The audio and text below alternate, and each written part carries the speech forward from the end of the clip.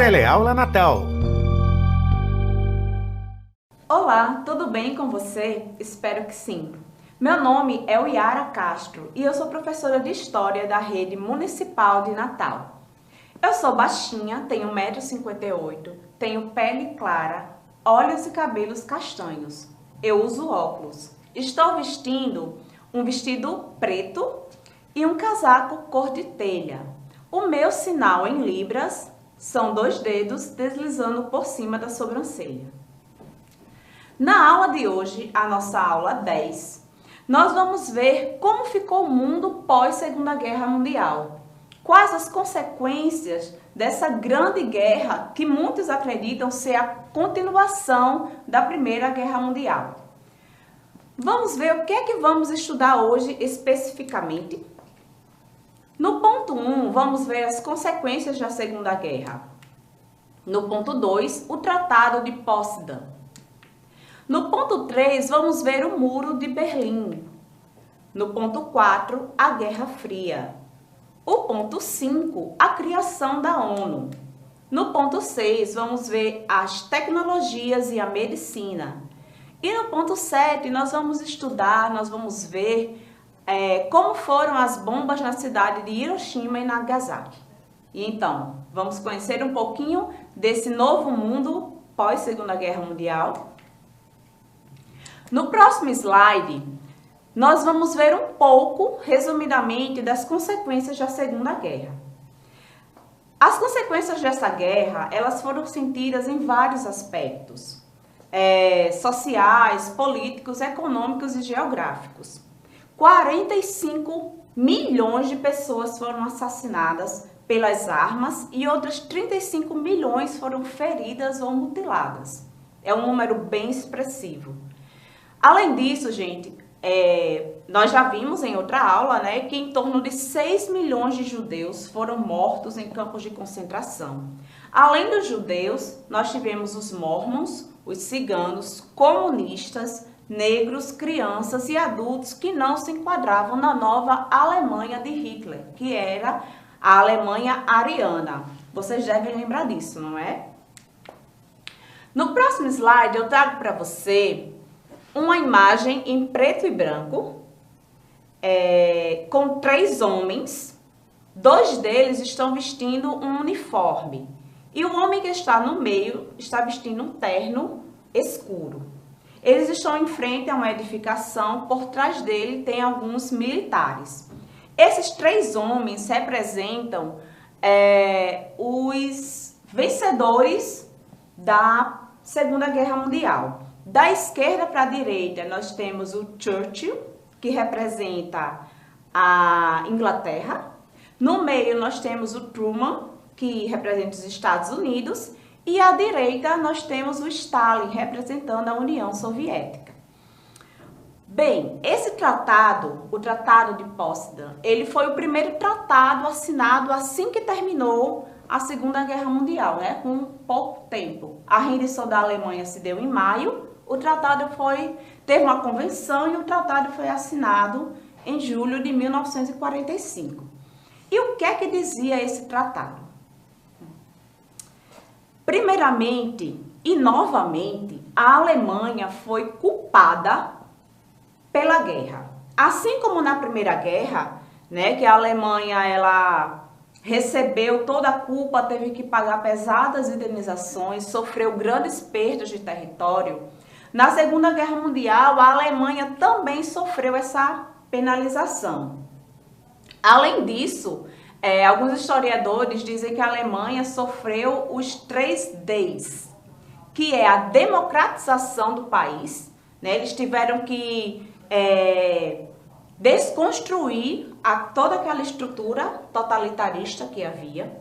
O desarmamento, novamente a Alemanha teve que ser desarmada, assim como o Tratado de Versalhes, que a gente já viu lá na Primeira Guerra. A desmilitarização, os exércitos eles tiveram que ser reduzidos.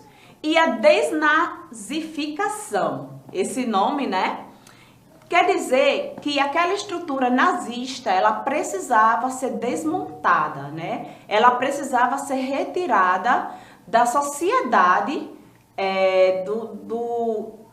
do contexto daquela nova Alemanha que se estava construindo. Além disso, gente, eu trouxe para vocês um ponto aí no nosso slide sobre o Tribunal de Nuremberg. E o que foi esse tribunal? Com o fim da Segunda Guerra Mundial, muitos líderes nazistas, eles foram acusados de crimes de guerra, né, de atrocidades, de crimes realmente contra a humanidade.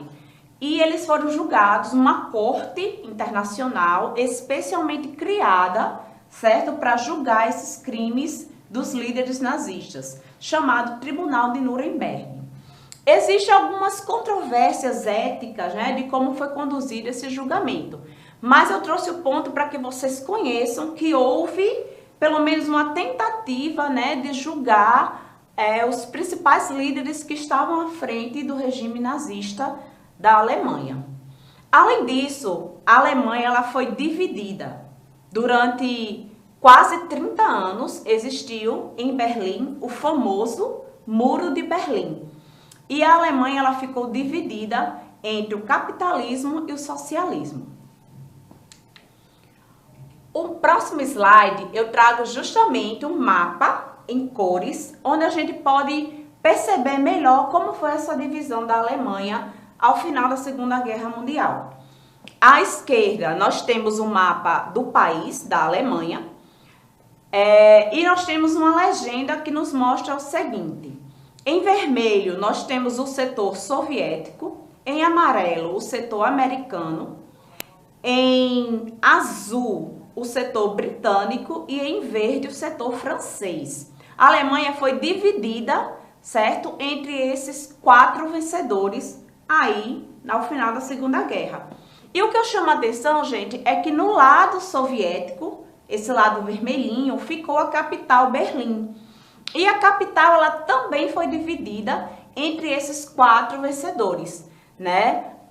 À direita ficou o lado soviético ou lado oriental e à esquerda ficou o lado ocidental. Em verde temos a França, em azul britânico e em amarelo os Estados Unidos. E contornando, existe um contorno preto que delimita como foi esse muro. Foi de fato uma construção, né, com concreto, tijolo, tudo que tem uma construção e que de fato dividiu a cidade de Berlim ao meio. Imagine se construísse um muro que no meio da cidade de Natal. Como é que seria? Como é que você veria os seus parentes que estariam lá do outro lado desse muro? Como é que ficariam as famílias, os casais? Porque não poderia passar, principalmente do lado oriental para o lado ocidental, do lado socialista para o lado capitalista. A gente vai ver agora uma reportagem que mostra como que lembra, na verdade, os 30 anos da derrubada do Muro de Berlim. E ele faz um retrospecto de como foi essa história. Vamos conferir? A queda do Muro de Berlim foi o começo de um processo de unificação que ainda não terminou. A barreira de concreto não existe mais, só que a divisão é bem perceptível por aqui. Desde 1990, o governo alemão investiu mais de 2 trilhões de euros em infraestrutura no lado oriental. 65% desse dinheiro todo foi destinado a benefícios sociais. Mesmo assim, os alemães do Oriente ganham em média 19% menos que os do Ocidente. O desemprego no lado oeste é de 4,8%, no leste, 6,4%. Berlim capitalista e Berlim comunista. Até hoje existem diferenças claras na cidade, mas há desafios para a sociedade que não são tão perceptíveis aos olhos. Katrin, que quando jovem liderou um movimento de oposição ao regime comunista e chegou a ser presa, acredita que o muro não foi completamente derrubado. 30 years after, there is still an ongoing discussion about how people feel if some of the East Germans feel like second class or whatsoever. And there is a part of West Berlin where people did not mix too much with East. And there are parts of East Berlin where people stayed. E é justamente do lado mais pobre e excluído da sociedade que há um crescimento do radicalismo político. O AfD, sigla de extrema-direita, já é o terceiro maior partido alemão. E nas últimas eleições regionais, cresceu principalmente na antiga Alemanha Oriental. Na região onde ficava a Berlim comunista, conquistou 23% dos votos, ficando em segundo lugar. O país não foge de sua história. Quem anda por Berlim percebe que o governo faz questão de deixar marcas do passado para as novas gerações. There is a huge effort to show it. One simple example is that the government of Berlin tries to make the whole line of the wall accessible. There is a walkway, or with your bicycle, you can drive the whole thing, and this is very useful. What is the value of freedom? Because if you have freedom, it's not visible. You have to tell stories about freedom and the lack of freedom and the fight for freedom. E os alemães transformaram esse símbolo do comunismo em algo capitalista. Hoje o Muro de Berlim é um negócio, e um negócio muito lucrativo. Turistas aos montes se aglomeram em locais preservados do Muro de Berlim. Mais de 13 milhões de pessoas visitaram a capital alemã no ano passado. O dobro do que o Brasil inteiro recebeu em 2018. Estou gostando bastante das opções que você tem para conhecer os lugares aqui, que representam a história que a gente viu há tempos, né, nos nossos livros no Brasil, nos noticiários. Então eu gosto muito. Cássia Freire é guia turística e mora na cidade há 9 anos. Os brasileiros que me procuram, eles querem história. E eles realmente, a gente tem discussões excelentes aqui, eles querem visitar os pontos, eles têm curiosidade, né? Eles querem aprender, eu sinto isso. Eu acho isso muito interessante e muito positivo. This is a kind of masterpiece, how peaceful revolution can change a city to a good thing. And at the end, people come here and they sleep in our hotels and they buy the little pieces of the wall. Amanhã, você vai ver todas as comemorações para celebrar os 30 anos da queda do muro, a história de como ele começou a ser grafitado e também os esforços para que o passado nunca seja esquecido. E aí, entenderam direitinho como foi essa questão do Muro de Berlim? Foi uma questão bem difícil, principalmente para os alemães, e que ainda hoje deixaram marcas naquele país. O próximo slide que eu trago para vocês vai falar um pouquinho, vai trazer uma imagem que nos remete à Guerra Fria, que foi delimitada de 1947 até 1991. Na imagem, nós temos um tabuleiro de xadrez. O tabuleiro ele é vermelho e branco e traz duas peças, dois reis. À esquerda, representando a União Soviética, tem uma estrela, e à direita nós temos outra peça do rei que representa os Estados Unidos, ok? E em cima desse nome, dessa peça do rei dos Estados Unidos, tem o nome tensão ideológica. E o que é que nós podemos deduzir dessa Guerra Fria, dessa tensão ideológica? A Guerra Fria, gente, ela não foi um conflito propriamente armado, né? Ele foi um conflito de ideias, certo? Que durou aí todo esse tempo, onde de um lado os Estados Unidos comandavam o bloco capitalista e do outro lado a União Soviética comandava o bloco socialista. Então havia uma disputa de ideologia, uma disputa política e até uma corrida armamentista. Né? Depois das bombas atômicas, o mundo meio que ficou alerta a essa questão aí da tecnologia nuclear. Então, Estados Unidos e União Soviética disputavam e financiavam muitos países aí, né, no mundo todo, para quem era capitalista e quem era socialista. Isso também gerou muitos filmes, inclusive o 007, né, tem inspiração aí nessa questão da Guerra Fria, o Capitão América também, e tantos outros filmes de espionagem que trazem esse contexto da Guerra Fria. Eu não vou entrar em maiores detalhes porque tem uma aula de geografia específica sobre Guerra Fria que traz todos os detalhes que vocês vão precisar para entender. Tudo bem? O nosso próximo slide, eu faço um resuminho, certo? Bem básico, sobre justamente a Guerra Fria, né? Foi marcada pela polarização do mundo em dois blocos, o capitalista, que teve a OTAN, que foi uma organização militar, uma aliança, e o bloco socialista, que foi o Pacto de Varsóvia, né? Que a União Soviética liderou aí essa aliança militar. O próximo slide que eu trago para vocês nos traz a bandeira da ONU, a criação da ONU.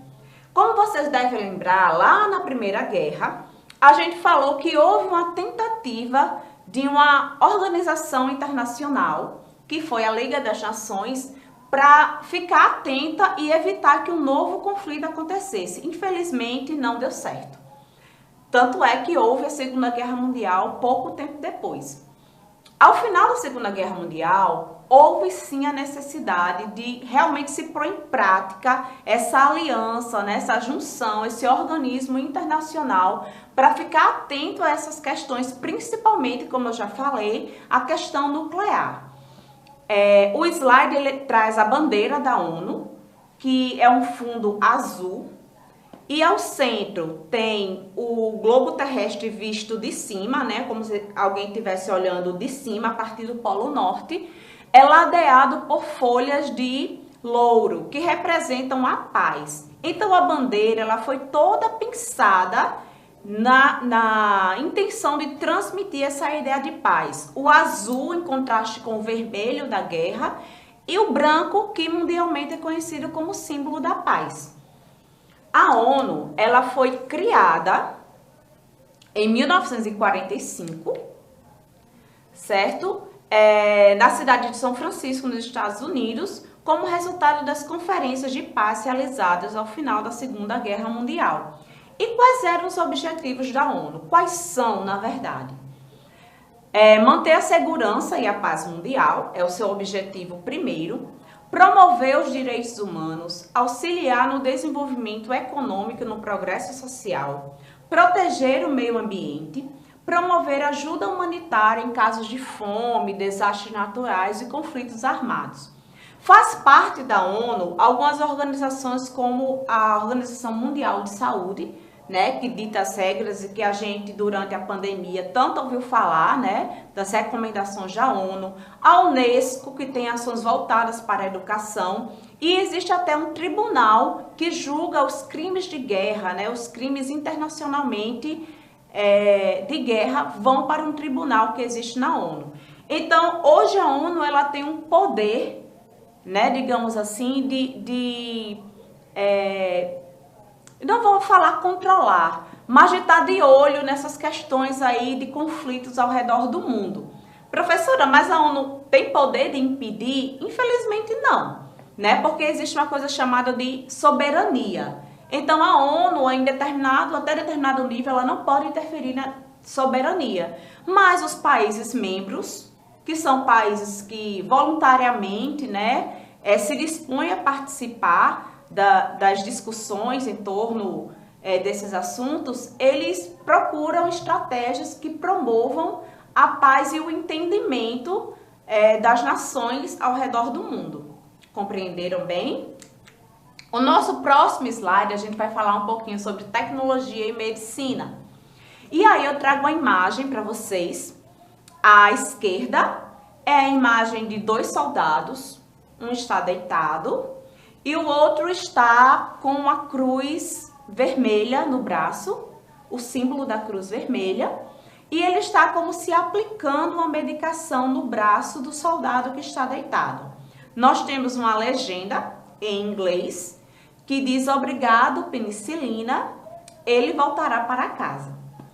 Do lado direito, nós temos duas caixas brancas com letras vermelhas e um frasco de vidro escrito penicilina.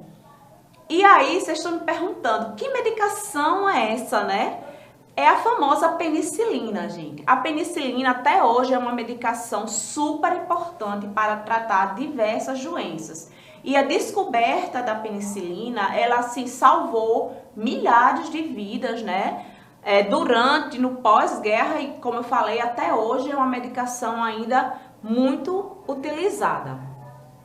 O que mais a gente teve de avanço na medicina?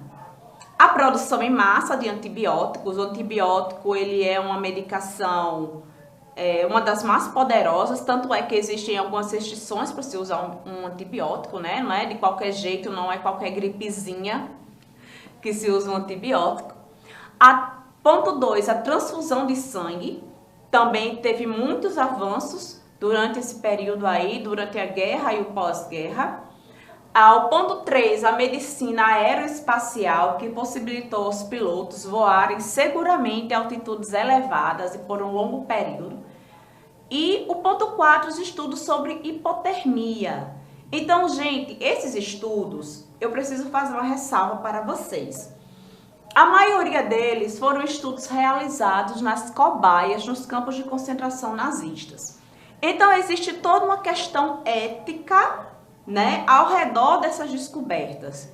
Hoje em dia, qualquer teste que você vai fazer, e a gente vê aí a testagem da vacina, né, para a Covid-19, existe todo um comitê de ética, todo um cuidado com as pessoas que vão testar, todo um cuidado com a saúde das pessoas. Infelizmente, a época que esses testes que eu acabei de falar para vocês foram feitos, não havia, né, nenhum cuidado, não havia nenhuma ética, foram feitas verdadeiras atrocidades médicas com os judeus, né, com as pessoas que estavam nos campos de concentração.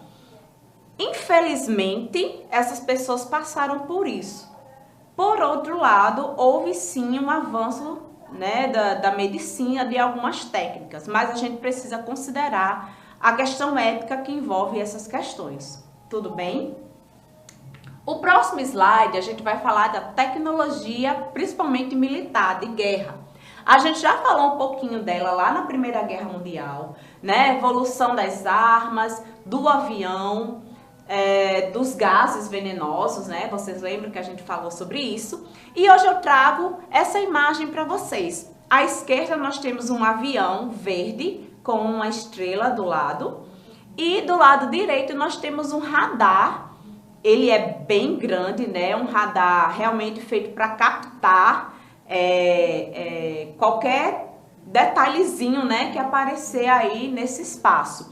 Foram duas tecnologias muito usadas na Segunda Guerra. Professora, mas na Primeira Guerra já não tinha um avião? Tinha, mas observe aí que esse avião, comparando com aquele avião que a gente viu lá na outra aula, é um avião bem mais moderno, vamos dizer assim, né? E esses aviões, gente, eles tinham a capacidade também de voar mais alto, de serem mais rápidos, de carregar muitos quilos de armamento, inclusive as bombas lá atômicas que a gente vai ver lá na frente.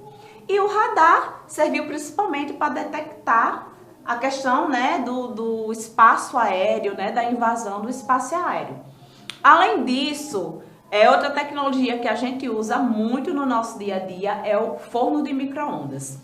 Alguém poderia pensar que o micro-ondas foi uma coisa usada por militares, foi uma criação militar que hoje em dia é tão útil na nossa casa, para cuidar dos nossos alimentos. Enfim, gente, muita coisa que foi inventado para o uso militar, hoje a gente utiliza nas nossas casas, houve uma evolução e um tratamento dessa tecnologia. O próximo slide, aí é uma imagem preto e branco, essa imagem é bem bacana, gente, porque nada mais é do que o primeiro computador, olha aí, né? Como a coisa evoluiu lá de 1945, mais ou menos, até os dias de hoje. Era chamado de o cérebro gigante, né? Ele ocupava uma sala, toneladas de equipamentos, né? Olha aí esses equipamentos. Então, é uma imagem preto e branco, com duas pessoas fazendo anotações, observando alguns equipamentos eletrônicos, certo? E fazendo anotações. Esses equipamentos eletrônicos é justamente o computador, o primeiro computador. Ele era chamado, né, de ENIAC. Começou a ser desenvolvido durante a Segunda Guerra nos Estados Unidos, mas só ficou pronto em 1946, durante a Guerra Fria. E de lá para cá a gente usa os smartphones, né? E os computadores de mesa ou notebooks. A gente nem imagina que as coisas começaram desse jeito, né? Outra invenção também a princípio militar e que hoje chega, né, praticamente a todas as camadas da sociedade. Um ponto importante que eu trouxe para vocês nesse próximo slide é sobre a tecnologia nuclear. Desde a década de 30, a Alemanha ela descobriu a fissão nuclear e os alemães começaram a pensar na bomba atômica. Os dois caras, digamos assim, né, que começaram a estudar e a perceber essa questão da energia nuclear foi o Otto Hahn e o Fritz Strassmann.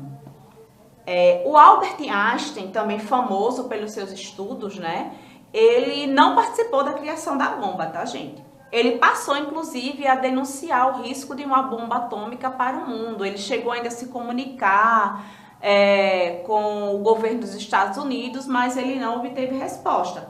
Isso porque em 1940 o governo norte-americano deu início ao projeto Manhattan, que é justamente a construção das bombas atômicas que seriam lançadas, né, alguns anos depois. Essa questão da tecnologia nuclear é uma questão bem polêmica. Lá na frente, no final da nossa aula, a gente vai trazer umas reflexões para pensar sobre a tecnologia nuclear. O próximo slide que eu trago para vocês é da Lise Meitner. Ela foi uma cientista. O slide traz uma imagem preto e branco de uma mulher vestindo como se fosse um jaleco antigo, né? Um jaleco branco. E ela é uma mulher de pele clara e olhos e cabelos escuros. E o que é que a Lise tem a ver com essa questão da tecnologia nuclear? Simplesmente foi ela que descobriu a questão da fissão nuclear. Vocês acreditam? E mais, vocês acreditam que não deram crédito algum a essa descoberta? Pois é, os dois homens lá, né, que eu citei, o Hahn, ele era amigo dela, eles trabalhavam juntos no laboratório, eles descobriram a questão da fissão nuclear, dos estudos, né, dos primeiros estudos, e ele, alguns anos depois, ganhou o Nobel. E não citou em nenhum momento que tinha sido uma descoberta feminina da sua companheira. Assim como na Primeira Guerra, a gente vê novamente a questão da mulher cientista, pioneira, né, descobrindo aí tecnologias incríveis que são creditadas aos homens. Então, né, cabe a gente pensar aí sobre essas mulheres, né, sobre essas pioneiras, e ela, né, morreu desconhecida. Só muitos anos depois que foram achados alguns cadernos, algumas anotações, se tinha citado o nome dela e foi se pesquisar, né, para saber quem era essa grande cientista, o grande cérebro, né, por trás da descoberta dos primeiros estudos da tecnologia nuclear. Agora nós vamos ver um vídeo, também uma reportagem, que vai mostrar os 75 anos de lembrança das bombas atômicas de Hiroshima e Nagasaki. Vamos conferir? Essa atrocidade foi o começo do fim da Segunda Guerra Mundial. Os alemães já haviam se rendido em maio de 1945, mas as batalhas continuaram na Ásia contra o Império Japonês. Com o pedido de rendição negado, os Estados Unidos lançaram a primeira bomba atômica em Hiroshima, que matou cerca de 140 mil pessoas. Milhares foram incineradas instantaneamente. Outras tantas morreram nos dias, semanas, meses e até anos seguintes, afetadas pela alta radiação. No dia 9 de agosto daquele ano, foi a vez de Nagasaki ser atingida, deixando mais de 70 mil civis mortos. 2 semanas depois, veio a rendição japonesa. Hoje, a cerimônia de um dos capítulos mais tristes da história da humanidade aconteceu às 8h15 da manhã em Hiroshima, mesma hora da mega explosão 75 anos atrás. O premier Shinzo Abe se juntou ao prefeito da cidade e a sobreviventes da tragédia. Por conta da pandemia, a cerimônia foi modesta esse ano. Poucos presentes, distanciamento social, máscaras e transmissão pela internet. A ONU aproveitou a data e reforçou o apelo para que o mundo abandone programas nucleares. Apesar das frequentes ameaças da Coreia do Norte e o aumento da influência da China na região, o governo japonês reafirmou seu comprometimento em não produzir esse tipo de armamento. Então, a reportagem foi bacana para a gente entender, né, a cerimônia que existe e o respeito que existe em memória das pessoas que foram vítimas das bombas. O próximo slide eu trago para vocês, vamos ler juntos, um depoimento de uma sobrevivente, certo? Aí da bomba de Hiroshima. Vamos ler? Tudo ocorreu tão rápido que pensei por instantes ter morrido. Quando o barulho parou, apalpei meu corpo. Não tinha ferimentos. Não conseguia ver nada, acreditava estar cega. Contudo, aos poucos, a visão voltou e pude observar o que se passara. À minha volta só havia escombros e muitos mortos. Saí correndo para casa. No caminho, havia cadáveres carbonizados, vítimas ensanguentadas que pediam socorro e pessoas queimadas que tentavam saciar a sede em um rio. Nunca se apagou da minha memória a cena de uma mãe segurando firme um bebê já sem cabeça. Ela implorava por água, como se ainda não tivesse caído em si. Eu vi, não há outro modo de descrever o inferno na terra. É o depoimento de uma Yabakusha, que é como os japoneses chamam os sobreviventes, e é um relato assim bem tocante. Então eu trouxe para a gente começar a ver um pouco dessa questão das bombas. O próximo slide eu trago duas imagens em preto e branco que mostram justamente as bombas, né? O momento da explosão. À esquerda é a bomba de Hiroshima e à direita nós temos a imagem da bomba da explosão em Nagasaki. Essa explosão em Nagasaki, se vocês observarem, ela forma tipo um cogumelo, né? E é uma imagem bem associada quando se fala das bombas atômicas, né? O cogumelo gigante, o cogumelo nuclear. Então ficou bem associada essa imagem aí à bomba de Nagasaki. A bomba de Hiroshima, chamada de Little Boy, foi lançada aproximadamente 500 metros acima da cidade. Por conta de seu alto poder destrutivo, chegou a matar pessoas que estavam a 1 quilômetro de explosão. Então imagine, né, aí a potência da explosão dessa bomba.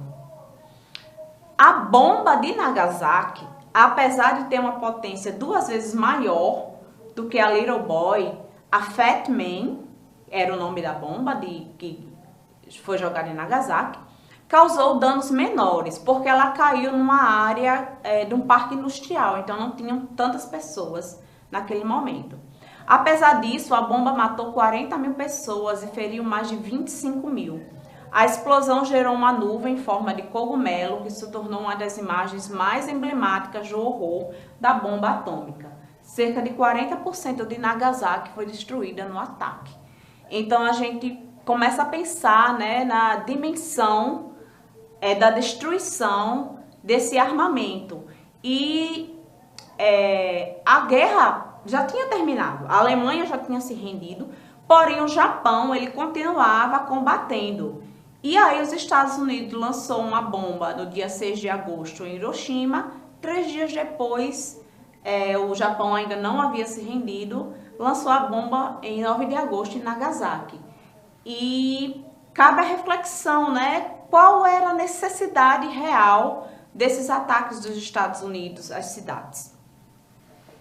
O outro slide que eu trago para vocês é uma imagem com fundo preto, que traz uma imagem de uma mulher, que traz alguns detalhes do sistema respiratório e da circulação sanguínea.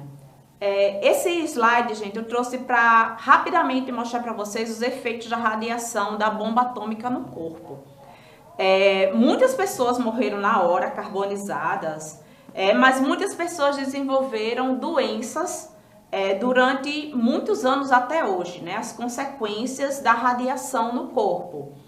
cataratas, a perda de cabelo, câncer de tireoide, o câncer de pulmão, a leucemia, foi um dos cânceres mais comuns, né? Matou realmente muita gente e ainda é nos níveis altíssimos de câncer de leucemia nessa região, além do câncer de mama. O próximo slide que nós vamos ver traz uma imagem de Hiroshima, a época, né, logo após o lançamento da bomba. É uma imagem preto e branco e eu chamo a atenção para essa imagem, essa torre que ficou em pé, né? Mesmo após a bomba, todo o poder de destruição que nós vimos que a bomba tinha, são os destroços, né, de um edifício, mas ele continuou de pé. Inclusive, a gente vai ver no próximo slide que esse edifício, ele permaneceu aí ao fundo, é uma imagem colorida, né, atual, e ao fundo, aquele edifício, ele permanece como uma forma de que as pessoas não esqueçam do que aconteceu. Ele foi preservado e ao redor dele foi construído um parque com várias árvores e as pessoas vão sempre lá para fazer preces, orações pelas vítimas da bomba, pelos sobreviventes, uma forma de estar sempre guardando a memória de tudo isso que aconteceu para que não venha se repetir. No nosso próximo slide, nós temos o Parque da Paz de Nagasaki. Nagasaki, como a gente viu, assim como Hiroshima, também sofreu grande destruição e conseguiu também se reconstruir. Eu chamo a atenção nesse parque para essa imagem central, que é uma estátua. Ela tem cerca de 10 metros de altura. Ela tem a mão direita, ela aponta para o céu e tem uma simbologia da lembrança da ameaça nuclear. Enquanto a mão esquerda, ela permanece estendida, simbolizando a paz. A face calma simboliza a graça divina e seus olhos semicerrados oferecem uma prece pelas almas das vítimas da bomba. A perna direita dobrada e a esquerda estendida significam a meditação e a iniciativa de juntar forças e salvar pessoas do mundo. Em frente a essa imagem, nós temos várias fontes que representam também as pessoas que morreram pedindo água. Nos relatos, inclusive aquele relato que a gente leu, as vítimas sempre aparecem com muita sede, pedindo água. E aí se construiu o parque também em memória para que as pessoas também lembrem essa questão da água, né? Da preservação da água, desse recurso tão importante. Então é um parque também muito visitado, assim como o memorial lá em Hiroshima, em memória, em honra dessas pessoas que sofreram os ataques das bombas. O nosso próximo slide é aquele momento da nossa aula que eu gosto de trazer aquelas reflexões. E aí? Vamos pensar um pouquinho? Seriam os ataques às cidades japonesas considerados crimes de guerra? Existe uma grande discussão, eu já comentei nessa aula de hoje, sobre a necessidade do ataque com as bombas sobre as cidades japonesas. Mas não houve, de fato, um julgamento se foi um crime de guerra ou se não foi um crime de guerra. Vamos pensar. O lançamento das bombas atômicas foi uma demonstração de poder aos inimigos dos Estados Unidos. Lembra lá da Guerra Fria? Né? Já havia, sim, né, uma disputa entre Estados Unidos e União Soviética. Então, foi uma forma dos Estados Unidos demonstrar o seu poder, demonstrar o armamento que o país possuía. A sociedade, em seu avanço civilizatório, já não teria formas de evitar a guerra? A gente vê tantos conflitos, né, acontecendo, a humanidade já evoluiu tanto. Qual seria realmente a necessidade, a quem interessa essas guerras que a gente vê por aí? Que é justamente o nosso próximo ponto, né? A quem efetivamente interessa a guerra? Ao cidadão ou à indústria armamentista? Acho que a gente refletiu um pouco, né, na abertura lá da Canção da Guerra, do Senhor da Guerra, sobre essa questão armamentista, a questão de porte de arma, o que está por trás disso realmente. E a tecnologia nuclear usada como arma de destruição ou como instrumento para salvar vidas? Próximo mês a gente vai entrar na campanha do Outubro Rosa, né? Que é o combate ao câncer de mama. E a gente sabe que esses tratamentos, eles têm a radiação, né, como base aí para poder salvar muitas pessoas. Então, o que é que define se a tecnologia nuclear vai ser usada a favor ou contra a vida? Quais são os interesses que estão por trás de cada intenção dessa? Fica a reflexão para vocês. Para fechar a nossa aula de hoje, eu trouxe um poema. A Rosa de Hiroshima é um poema de Vinícius de Moraes e ele foi gravado por um grupo, os Secos e Molhados, e posteriormente pelo Ney Matogrosso, que fazia parte do grupo. Quando entrou em carreira solo, o Ney Matogrosso regravou essa canção. Por questão de direitos autorais, nós não podemos exibir o vídeo com a canção, mas fica a sugestão que vocês entrem aí, né, nas redes sociais e vejam essa canção que tem uma melodia muito bonita. Para fechar, vamos ler junto esse poema? Rosa de Hiroshima. Pense nas crianças, mudas, telepáticas. Pense nas meninas, cegas, inexatas. Pensem nas mulheres, rotas alteradas. Pensem nas feridas como rosas cálidas. Mas, ó, não se esqueçam da rosa, da rosa, da rosa de Hiroshima. A rosa hereditária, a rosa radioativa, estúpida e inválida. A rosa com cirrose, a anti-rosa atômica, sem cor, sem perfume, sem rosa, sem nada. Poema forte, né, gente? E a canção, eu tenho certeza que vocês também vão gostar bastante. Por hoje é só. Espero que tenham gostado desse nosso encontro. Lembre-se de fazer os exercícios de acompanhar a movimentação com seus professores. Um grande abraço e até a próxima!